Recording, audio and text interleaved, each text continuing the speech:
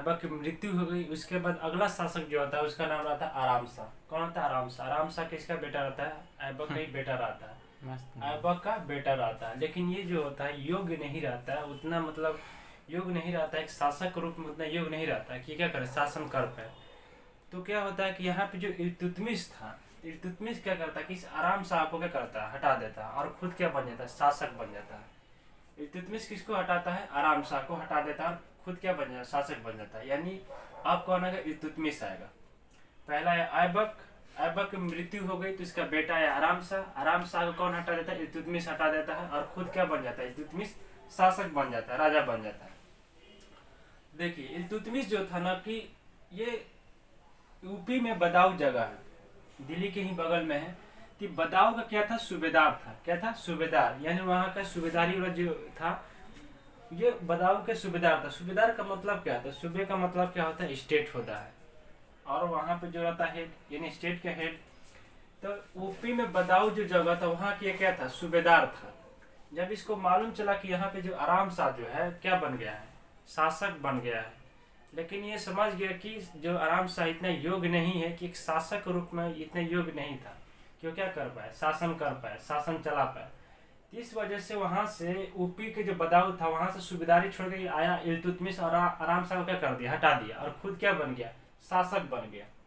तो time period दिया हुआ 12 से 10 तक रहा, 11 तक, 12 से 11 तक, मतलब लमसम 1 साल तक चला था। उसके बाद ये आ गया, फिर यहाँ से 1211 से लेकर 1236 तक चला ये, इसका टाइम पीरियड था। तो बदाऊं से आया, आराम शाह को हटाया, खुद क्या बन गया, शासक। जब यहाँ पे आया थे, बदाऊं जो था दिल्ली के ही आसपास का रीजन था, ये दिल्ली के ही पास में बदाऊं है। तो इसको पहले ही से दिल्ली से बहुत लगाव था इल्तुतमिश को। तो ये क्या कर दिया कि दिल्ली को ही राजधानी बना दिया। क्या बना दिया? दिल्ली को राजधानी बना दिया। तो लेकिन इल्तुतमिश किसको राजधानी बनाया था? लाहौर को राजधानी बनाया था। किसको बनाया था? लाहौर को। लेकिन इल्तुतमिश आया तो किसको राजधानी बना दिए? दिल्ली को राजधानी बनाया। इल्तुतमिश जो था इसे गुलाम का गुलाम कहा जाता था, गुलाम का गुलाम, क्योंकि इल्तुतमिश जो था ना ये ऐबक का क्या था? गुलाम था। इल्तुतमिश किसका गुलाम था? तो ऐबक का गुलाम था। गुलाम था, साथ में ये ऐबक का दामाद भी था। क्या था? दामाद। इसने भी क्या किया था? ऐबक के बेटी से शादी कर लिया था। यानी गुलाम के साथ साथ क्या हो गया, ये दामाद हो गया। जिस तरह ऐबक भी किसका, गौरी का गुलाम था और साथ में क्या था, दामाद, उसने भी गौरी की बेटी से शादी कर लिया था। यहाँ पे इल्तुतमिश भी क्या खेला, ऐबक के बेटी से शादी कर लिया, ये भी बन गया दामाद किसका, ऐबक का। तो एक तरह से गुलाम का गुलाम, क्योंकि ये ऐबक का क्या था, गुलाम था, इसलिए इसे गुलाम को गुलाम का गुलाम कहा गया। अब देखिए होता क्या यहाँ पे, इल्तुतमिश जब शासक बनता है तो इसके साथ यल्दोज क्या कर लेता है, युद्ध हो जाता है। यल्दोज और इल्तुतमिश के बीच में क्या हो जाता है, युद्ध हो जाता है। 1215 में क्या होता है, इल्तुतमिश और यल्दोज के बीच में क्या हो जाता है, युद्ध हो जाता है। अब सोचे कि यल्दोज कौन है, तो याद करिए कि जब गौरी था तो उसका कितना था, 3 गो गुलाम थे। पहला कौन था, ऐबक था, पहला कुतुबुद्दीन ऐबक था, और दूसरा कौन था, यल्दोज था, और तीसरा कौन था, कुबाजा था। यल्दोज दूसरा था। तो इल्तुतमिश जानता था कि हम अगर जाते हैं वहां पर, राजा बनते हैं, शासक बनते हैं, तो फिक्स है कि यहाँ पे यल्दोज आएगा हमसे युद्ध करने के लिए। तो इल्तुतमिश जो था पहले ही से एकदम तैयारी में बैठा हुआ था कि तुम आओ पहले वहां से। तो यहाँ पर आ जाता है कौन, यल्दोज आता है। यल्दोज यहाँ पर आकर इल्तुतमिश से बोलता है कि तुम कैसे बन सकते हो यहाँ पे शासक, अगला तो मेरा नंबर है। क्योंकि गौरी के गुलाम कौन था, एक था ऐबक था, कौन था, ऐबक। ऐबक हुआ, उसके बाद कौन आया था, यल्दोज आया था, यल्दोज। और तीसरा कौन आया था, कुबाजा। कौन था, कुबाजा। तो ऐबक तो बन गया, मर भी गया, खत्म इसका खेला। अब कौन आना चाहिए था, यल्दोज का आना चाहिए, क्योंकि यहाँ पे कौन बन रहे थे, गौरी के गुलाम बन रहे थे। अगला गौरी गुलाम कौन था, गौरी गुलाम का यहाँ वंश चल रहा था, अगला गौरी गुलाम कौन हो जाता, यल्दोज हो जाता। तो इसने यही सोच कर किस इल्तुतमिश पे क्या कर दिया, आक्रमण कर दिया कि तुम नहीं बनेगा, हम बनेंगे यहाँ, क्योंकि हम क्या हैं, अगला जो है गौरी का क्या, हम गुलाम है। ऐबक के बाद कौन गुलाम बनेगा, तो यल्दोज था। यही सोच के यहाँ पे इस पे क्या आक्रमण किया, दोनों के बीच में युद्ध होता है। लेकिन इल्तुतमिश यहाँ पहले से तैयारी करके बैठा था, जैसे इन दोनों के बीच में युद्ध होता है, इसमें इल्तुतमिश जो था यल्दोज को क्या करता, हरा देता, और यल्दोज यहाँ पे क्या करता, हार जाता। अब ये जो युद्ध कहाँ हुआ था, इसी युद्ध को हम लोग तराइन का थर्ड युद्ध बोलते हैं। तराइन का थर्ड, ये तीसरा जो युद्ध हुआ था, तराइन के इससे पहले भी 2 युद्ध हुआ था। तराइन कहाँ पे? तो तराइन जो है आपका हरियाणा में, तराइन जो है हरियाणा का मैदान था, यहाँ पे हरियाणा में ही है तराइन का मैदान। यहाँ पे 3 युद्ध हो गया। पहला जो हुआ था पृथ्वीराज चौहान और मोहम्मद गौरी के बीच में हुआ था, दूसरा भी पृथ्वीराज चौहान और मोहम्मद गौरी के बीच में हुआ था। लेकिन जो तीसरा हुआ यहाँ पे 2 गुलाम के बीच में हो गया। तीसरा जो युद्ध हुआ तराइन का, ये इनके बीच में हुआ था, 2 गुलाम के बीच में हो गया था। पहला गुलाम का इल्तुतमिश और यादोज, यानी इल्तुतमिश एंड यादोज के बीच में हुआ था। इल्तुतमिश भी किसका गुलाम था? ऐबक का गुलाम था। और यादोज भी किसका गुलाम था? गौरी के गुलाम था। यानी दोनों गुलाम थे, दोनों लड़ गए थे। यहाँ पे तराइन जो हरियाणा में पड़ता है, तराइन का मैदान कहाँ है? हरियाणा। ये कब लड़े थे? 1215 में लड़े। इन दोनों का जो युद्ध था, इस युद्ध को क्या कहा गया? तराइन का थर्ड युद्ध, क्योंकि ये तराइन के मैदान में ही लड़े थे। समझ गया? अब देखिए क्या होता है। इल्तुतमिश को वास्तविक संस्थापक कहा गया। इल्तुतमिश को क्या कहा गया? वास्तविक संस्थापक। अब इसको वास्तविक संस्थापक क्यों कहा गया, यानी रियल फाउंडर क्यों कहा गया? देखिए होता क्या था कि जब कभी भी आपको इस्लामिक पद्धति यानी इस्लामिक जो परंपरा थी उसके अनुसार अगर आपको शासक बनना है या राजा बनना है तो आपको जो थी डिग्री लेनी होती। क्या लेनी थी? डिग्री। एक तरह के कहिए कि क्या था, आपको परमिशन लेटर कह लीजिए, परमिशन लेटर खिला जो है डिग्री कह लीजिए, परमिशन लेटर, या फिर उसी को अनुमति पत्र लेना होता था। क्या लेना होता था? अनुमति पत्र। ये अनुमति पत्र कौन था? खिलत था। खिलत एक तरह से अनुमति पत्र ही था। ये आपको शासक बनने से पहले जो था ना, इसको लेना होता था, खिलत को। ये खिलत आपको कहाँ से लेना था? तो खिलत आपको ईरान के जो खलीफा थे, आपको ईरान जाना होता था, क्योंकि ये जो खलीफा थे ना ईरान में बैठते थे। ईरान के खलीफा से जाकर इसको क्या लेना होता था? खिलत लेना होता था, यानी अनुमति पत्र लेना होता था। ईरान के कहाँ से? ईरान के खलीफा से। खलीफा कौन थे ईरान के? अल मुंतसिर बिल्लाह। कौन थे? खलीफा अल मुंतसिर बिल्लाह थे।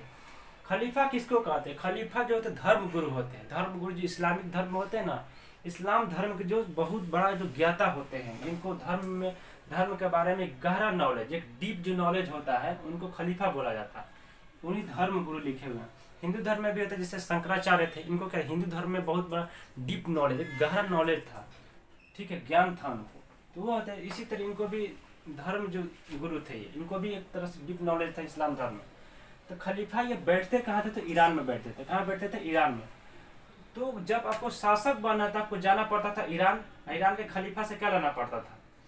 खिलत लेना पड़ता, ये डिग्री लेना होता था। जिस तरह आप जो होते हैं, कभी भी आपको जब बाइक या कोई भी कार और चलाने से पहले आपको क्या चाहिए? ड्राइविंग लाइसेंस चाहिए। चलाना है तो क्या चाहिए? Driving licence. आप क्या करते हैं? जाते हैं ऑफिस जाते हैं, फॉर्म का भरता है, उसके बाद आपका टेस्ट होता है, तब आपको क्या मिलता है? ड्राइविंग लाइसेंस मिलता है। यानी आपको क्या मिल? अनुमति मिल गया चलाने के लिए। आपको एक अनुमति मिल गया कि आप क्या कर सकते हो? ड्राइविंग कर सकते हैं। आप जो है जो भी चलाना, 2 व्हीलर 4 व्हीलर जो भी व्हीलर चलाना तो आप चला सकते हैं। तब क्या ड्राइविंग लाइसेंस का मतलब क्या है? अनुमति मिल गया चलाने के लिए, ठीक है। उसी तरह यहाँ पे शासक को अनुमति दी जाती थी कि आप जो है ना शासन कर सकते हैं, अपना आप शासन चला सकते हैं। उसी को बोला गया था खिलत। समझे? ये खिलत लेना होता था, इसलिए इसको बोला गया कि वास्तविक संस्थापक बोले। दूसरा क्या होता था कि खुतबा पढ़वाना होता था। खुतबा, जैसा कि हम क्या बने कि शासक बन गए, राजा बन गया, तो जब राजा बन जाइएगा तो आपको खुतबा पढ़वाना होता था। खुतबा में क्या होता है कि राजा अपना प्रशंसा करवाते थे। खुतबा में क्या करते थे? राजा अपना प्रशंसा करवाते थे। ये देखिए यहाँ पर राजा अपने प्रशंसा में पढ़वाते थे, तो क्या करते थे? अपना प्रशंसा करवाते थे। अब प्रशंसा कोई खुद थोड़े जाके करता है। ये क्या करता था कि जो इल्तुतमिश था, ये खुतबा किससे पढ़वाएगा? ये जो होते हैं हमारे मौलाना जो होते थे, तो मौलाना से क्या करता था कि शुक्रवार के दिन मस्जिद के सामने खुतबा पढ़वाता था। जैसे कि सिंपल समझिए, मस्जिद जो था शुक्रवार के दिन मस्जिद के सामने खड़ा हो जाता था और खुतबा इस तरह से रखता था। खुतबा में जो मेनली लिखा होता था कि राजा की प्रशंसा लिखी हुई थी, तो बैठ कर राजा की प्रशंसा करता था। जैसे समझ लीजिए क्या करता है कि जैसे कोई होता है कि बैठ जाता है, खड़ा हो जाता है और राजा की प्रशंसा करेगा कि हमारा जो राजा साहब है ये इतने शस्त्र के बहुत बड़ा ज्ञाता है, इतने शस्त्र चलाना जानते हैं, ये इतने हथियारों के बारे में इनकी जानकारी है, ये जो है हमारे आसपास के जो भी राजा है उनको उनसे बहुत शक्तिशाली है, ये इन राजाओं को हरा कर इतने क्षेत्र पे इन्होंने जीत लिया है, अधिकार कर लिया है। यानी क्या करना कि राजा के बारे में क्या करना? खूब प्रशंसा करना। तो कौन प्रशंसा करता था? ये जो थे मौलाना मौलाना क्या करते थे, प्रशंसा करते थे, यानी खुतबा में राजा क्या अपना करवाता, प्रशंसा करवाता था। अब मेरे समझ लीजिए, एक सिंपल भाषा में समझिए कि गाँव में क्या होता है कि मंत्री उंत्री आते हैं, तो मंत्री उंत्री आते हैं तो स्टेज पे बैठ जाते हैं, स्टेज पे जाकर बैठ जाते हैं मंत्री उंत्री, लेकिन जो सहयोगी आते हैं साथ में सब, वो क्या करता है कि माइक भी पहले खड़ा हो जाएगा और पूरा भाषण झाड़ेगा मंत्री जी के बारे में। मंत्री जी तो बैठे रहेंगे, लेकिन सहयोगी पहले खड़ा हो जाएगा, बोलेगा मंत्री जो इस गांव से आ रहे हैं, गरीबों को इतना दान किए हैं, झोपड़ी बनाना था, घर बनाते, इन्होंने इतना पैसा दिया है, प्लस मंदिर में इतना दान किए हैं, जहाँ कल नहीं था वहाँ पे कल गड़वाए हैं, इतना मतलब कि बहुत ज़्यादा क्या करना कि ये कुछ नहीं, कि प्रशंसा खूब करना। तो एक बार क्या कर रहा, यहाँ पे मंत्री की प्रशंसा करवाया जा रहा, मंत्री की क्या कर रहा है, प्रशंसा हो रही है। तो मंत्री खुद थोड़े कर रहे हैं, कौन कर रहा है, यहाँ पे सहयोगी जो साथ में था वहीं से प्रशंसा कर रहा है। तो एक तरह से क्या करवाया जा रहा है, यहाँ पे खुतबे तो पढ़वाया जा रहा है, क्या कर रहा है, प्रशंसा करवाना, नहीं खुतबा पढ़वाना। तो यहाँ पे वैसे था, राजा भी क्या करता था, सिंपली खुतबा पढ़वाता था, यहाँ पे मौलाना को खड़ा कर देता था और मौलाना क्या करता था, खुतबा पढ़ता था, यानी पूरी जो था राजा का प्रशंसा खूब करता था। तो वही था, तो राजा जो था अपने प्रशंसा में पढ़वाते थे, किससे पढ़वाते थे, तो मौलाना से पढ़वाते थे, यही खुतबा था। अब देखिए, इसलिए इसको वास्तविक संस्थापक कहा गया। अब देखिए हुआ क्या था कि जैसे कि इनको इल्तुतमिश को वास्तविक संस्थापक कहा गया, लेकिन ऐबक को वास्तविक संस्थापक नहीं कहा गया। क्यों नहीं कहा गया कि ऐबक जो था ना, इसने जो खिलत डिग्री लेना होता था, शासक बनने से पहले यानी राजा बनने से पहले आपको ये खिलत डिग्री लेना होता था। खिलत डिग्री लेने के लिए आपको ईरान के खलीफा के पास जाना होता था। कहाँ जाना होता था, ईरान के खलीफा के पास। तो ऐबक जो था ये खिलत डिग्री लिया ही नहीं, जो खिलत था ये खिलत लेना होता था, तो खिलत इसने लिया ही नहीं। दूसरा इसने क्या कर दिया कि जो शासक तो बना, खुतबा भी नहीं पढ़वाया, यानी अपना प्रशंसा भी नहीं पढ़वाया इथी से, मौलाना सबसे। इस वजह से इसको कहा गया कि ये क्या है, वास्तविक संस्थापक नहीं है, क्योंकि वास्तविक संस्थापक के पास खिलत रहना चाहिए, खिलत क्या होना चाहिए, खिलत होना चाहिए, और खुतबा भी पढ़वाना चाहिए था उसको। फिर उसने क्या किया कि राजधानी जो था उसने किसको बना दिया था, राजधानी लाहौर को बना दिया था उसने। और क्या किया था कि अपने नाम का कोई सिक्का भी नहीं चलवाया था, कोई ऐसा सिक्का भी नहीं चलवाया था, और युद्ध भी नहीं उतना लड़ा था ये। और उपाधि तो सिंपल उसने राजा चाहे सुल्तान को उपाधि नहीं धारण किया था। तो इस वजह से इसको क्या कहा जाता है, इल्तुतमिश को वास्तविक संस्थापक नहीं कहा जाता था, लेकिन इल्तुतमिश को वास्तविक संस्थापक कहा गया, क्योंकि इसने अपना जो खिलत था, जो अनुमति पत्र था वो लिया था, खुतबा भी अपने नाम का पढ़वाया था। उसके बाद देखिए इसने क्या किया कि सुल्तान की उपाधि भी धारण किया। क्या किया, सुल्तान की उपाधि भी इसने क्या किया, धारण किया, जो कि ऐबक ने सुल्तान की उपाधि नहीं धारण किया था। तो इसने सुल्तान की उपाधि धारण किया। इसने क्या किया कि दिल्ली को क्या राजधानी बना दिया, दो बार लिखा गया है जी। तो इसने क्या कि दिल्ली को राजधानी 2 बार लिखा गया है। तो दिल्ली को क्या बनाया था इसने, राजधानी तो लिखा गया पहले ही। इसने और क्या किया कि सिक्का चलवाया था इसने, जो ऐबक नहीं चलवाया था। कि ऐबक क्या सिक्का चलवाया था, नहीं चलवाया था। चलाया किसने, इल्तुतमिश जब आया था इसने क्या किया, सिक्का चलवाया। सिक्का में 2 तरह का सिक्का, पहला जो था टंगा था, दूसरा जीतल था। पहला कौन था, टंका था, टंका, और दूसरा कौन था, जीतल था। 2 तरह का सिक्का, टंका और जीतल। टंका जो चांदी का होता था, टंका जो सिक्का बना था वो चांदी का होता था, और जीतल जो सिक्का था तांबे का बना हुआ रहता था। किस चीज का, तांबे का जो होता था उसे जीतल, और जो चांदी का सिक्का होता था उसे टंका कहा जाता था। ठीक है, तो इसने सिक्का भी चलवाया। इल्तुतमिश को गुंबद या मकबरा का जनक कहा जाता था। इल्तुतमिश को गुंबद और मकबरा का क्या जनक कहा जाता था। यानी जनक का मतलब क्या कि इसी ने क्या किया, बनवाना स्टार्ट किया था। गुंबद जो देखे होंगे, गुंबद बनवाने का जो परंपरा, गुंबद पहले किसने बनवाया, गुंबद बनाने की परंपरा किसने स्टार्ट किया था, तो इल्तुतमिश ने। भारत में गुंबद बनाने की परंपरा किसने स्टार्ट किया, कौन किया था, इल्तुतमिश ने, इसलिए इसको जनक कहा जाता है। मकबरा बनवाने का परंपरा किसने स्टार्ट किया था, इल्तुतमिश ने भारत में, इसलिए इसको जनक कहा जाता है। यानी गुंबद और मकबरा का जनक किसे कहते हैं, इल्तुतमिश को, क्योंकि इसने ही गुंबद बनाने का शुरुआत किया था भारत में, और मकबरा भी इसी ने शुरुआत की है, बनाना मकबरा इसी ने शुरुआत किया था। अब गुंबद क्या होता है, गुंबद आप लोग देखे होंगे, गुंबद मैंने किस टाइप का होगा, इस तरह हो सकता है। आप लोग गए होंगे मस्जिद वस्जिद में, देखेंगे इस तरह का गुंबद बनाया जाता है। गेट वोट पे जाइएगा तब जो भी एंट्री गेट होता है बगल में गुंबद ऊपर भी रहता है, तो इस तरह का गोल सा बनाया जाता है गुंबद। ठीक है, और गुंबद इसी टाइप का होता है, सिंपल सा ऐसे हो गया, गुंबद ही बनता है। देखे होंगे आप लोग, ऐसा बात नहीं है। अब देखिए इसको मकबरा का जनक कहा जाता है। मकबरा सिंपली होता क्या था, जैसे कि कब्र होता है ना, कब्र यहाँ पे दफना वफना दिया जाता है, मिट्टी में आपने दफना दिया, दफनाने के बाद क्या होता है कि उसी पे बिल्डिंग विल्डिंग बनवा दीजिए, क्या करिए। जैसे नॉर्मल क्या होता है, किसी किसी का, अब हर किसी का मकबरा तो बनता नहीं है, मकबरा में सिर्फ दफना वफना दिए, दफनाने के बाद उसके ऊपर एकदम बिल्डिंग विल्डिंग बढ़िया से बना दीजिए। एग्जाम्पल आप ले लीजिए ताजमहल, ताजमहल क्या एक तरह का मकबरा है, देखे है ना, ताजमहल क्या एक तरह का मकबरा है। तो ताजमहल का आप देख लीजिए उसी टाइप का मकबरा होता है, यानी मकबरा क्या है, किसका कब्र है वो, उसमें कौन दफन है, तो उसमें कौन दफन है आपका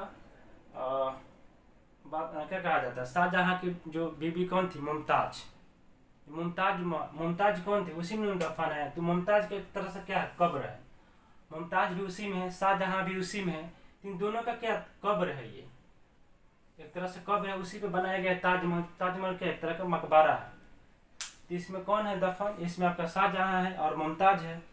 शाहजहां ने अपनी बीबी के याद में बनवाया था, उसी बाद में जो जहांगीर था, जहांगीर जब आया तो शाहजहां को उसी में दफन करवा दिए, बोला कि उनको भी उसी में दफन कर दीजिए। तो यहाँ पे ताजमहल क्या है, मकबरा का ही उदाहरण है, ताजमहल मकबरा ही है, ठीक है, यहाँ तक समझ गए।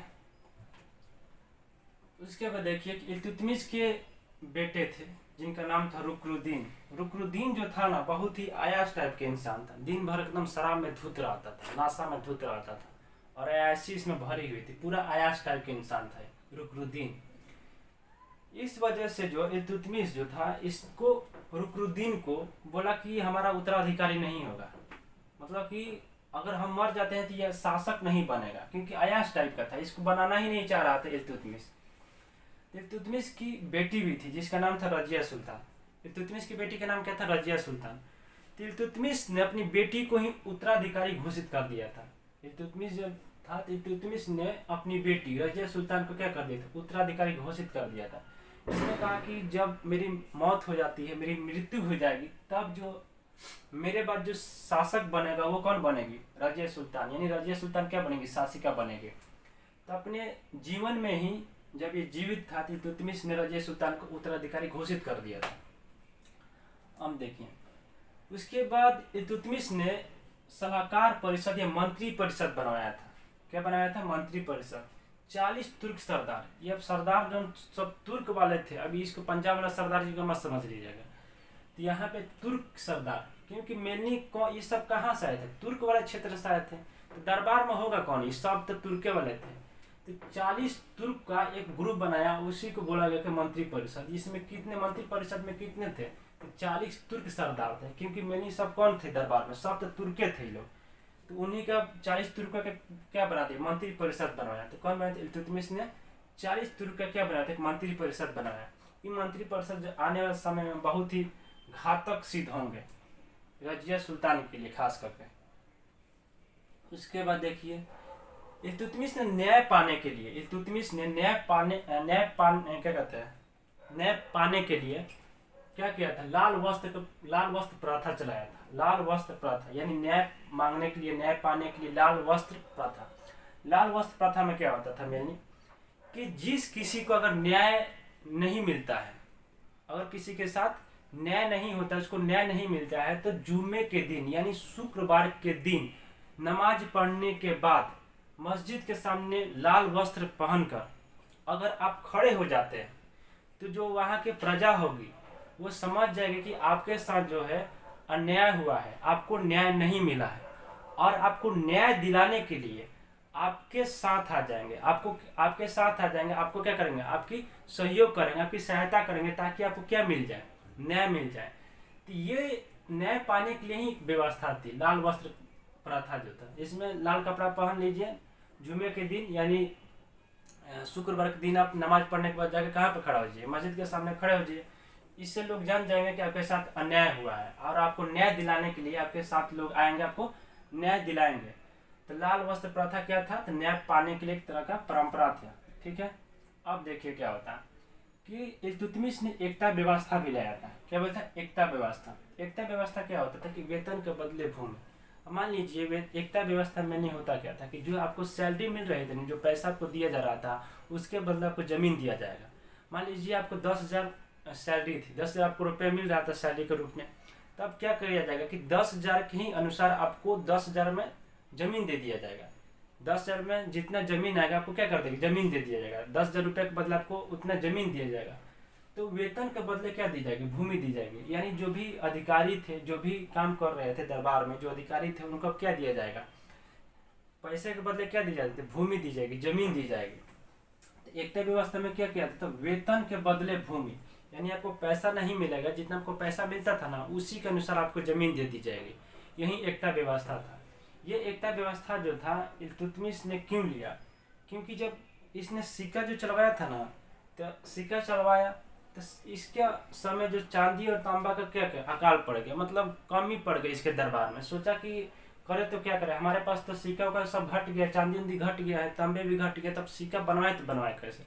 तब इसने दिमाग लगाया कि कोई ऐसा उपाय निकाला जाए जिससे क्या हो कि उन हमारे जो अधिकारी हैं उनको हम क्या करें, सैलरी दे सके।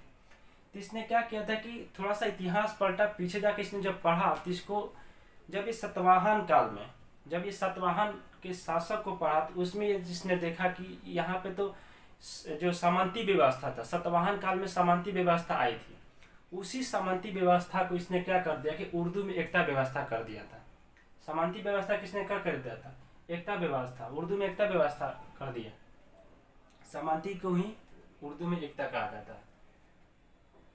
तो सतवाहन जो काल था, उस समय सतवाहन के जो शासक थे वो क्या करते थे, पैसे के बदले में भूमि देते थे, जमीन देते थे, समझे। तो वही इसने क्या कर लिया, वहीं से इसने एकता व्यवस्था लिया, जिसमें वेतन के बदले इसने भी क्या करना, भूमि देने लगा। अब देखिए क्या होता है, यहाँ तो समझ गए आप लोग। जियाउद्दीन मांगबरनी, इल्तुतमिश जब शासक था ना, तो इसके दरबार में जियाउद्दीन नाम का जियाउद्दीन मांगबरनी जो था भाग आया था। भागते भागते जो जियाउद्दीन मांगबरनी इल्तुतमिश के दरबार में आ गए। अब जब इल्तुतमिश के दरबार में आया तो इल्तुतमिश ने कहा कि राजा साहब हमको कुछ भी करिए, हमारी जान बचा लीजिए। तो राजा साहब बोले क्या हुआ तुम्हारा साथ, तो पहले बाद में बताएंगे, पहले जान बचाइए। तो बोले ठीक है तुम जाओ, बैठो उठो आराम करो। तो इसको भेज दिए। लेकिन जब बाद में पूछे ना कि आखिर तुम भाग क्यों रहे, क्यों तुम्हारी जान, क्या ऐसा संकट आ गया है, तुम भाग के यहाँ पे क्यों आए हो, तो इसने बोला कि हुआ क्या है कि जो चंगेज खान है ना, वो हमारा पीछा कर रहा है। जियाउद्दीन मांगबरनी बोला कि चंगेज खान जो है हमारा क्या कर रहा है, पीछा कर रहा है। चंगेज खान उस समय का बहुत ही एकदम क्रूर शासक था, समझे। बहुत ही मतलब ऐसा था कि वो जब युद्ध करता था किसी को नहीं पहचानता था। बहुत ही खतरनाक ये शासक था, एक तरह का युद्ध करता था ना, तो किसी को जितना, इसका सिर्फ एक ही काम था, सर काट दो, जो सामने आए किसी को नहीं पहचानता था कि बच्चे हैं, बूढ़े हैं, औरत है, कोई भी हो, सीधे मार देता था। और बहुत ही उस समय क्या था, घातक टाइप का इंसान था ये, बहुत ही खतरनाक था। इससे हर शासक डरते थे उस समय के। तो जब ये मालूम चला इल्तुतमिश को कि चंगेज खान ने जियाउद्दीन मांगबरनी को क्या किया, पीछा कर रहा है, अब जैसे ही इसको मालूम चल गया इल्तुतमिश के चंगेज खान पीछा करते, जियाउद्दीन मांगबरनी को बोला कि भाई साहब जल्दी आप निकलिए, भागिए यहाँ से, नहीं तक मालूम चल गया चंगेज खान को कि हम आपको अपने दरबार में रखे, शरण दिए थे, हमको नहीं छोड़ेगा। तो इल्तुतमिश ने जियाउद्दीन मांगबरनी को क्या करता, अपने दरबार से निकाल देता, शरण नहीं देता, बोलते कब जाइए, नहीं तो अगर चंगेज खान को मालूम चला तो पूरा नष्ट कर देगा, दिल्ली को बर्बाद कर देगा। इल्तुतमिश का समय कौन आया था, जियाउद्दीन मांगबरनी आया था। इल्तुतमिश का जो था 1236 में क्या हो गया, निधन हो गया। 1236 में इल्तुतमिश का क्या हो गया, मृत्यु हो गई। इल्तुतमिश जाके 1236 में मर गया। ये रहा ओवरऑल इसके बारे में कहानी कि ये क्या था, बदाऊं का सूबेदार था, जब उधर से आया तो इसने दिल्ली की राजधानी बनाया, इसे गुलाम का गुलाम कहा जाता है। इल्तुतमिश की युद्ध हो गई याल्दोज के, जो तराइन के मैदान में हुआ था, इसलिए इसको तराइन का थर्ड युद्ध कहा जाता है। इसे वास्तविक संस्थापक इसलिए कहा जाता है कि इसने खिलत जो डिग्री था ईरान के खलीफा से क्या कर लिया था, प्राप्त किया था। ये ईरान के खलीफा का नाम क्या था, अल मुंतसिर बिल्लाह था।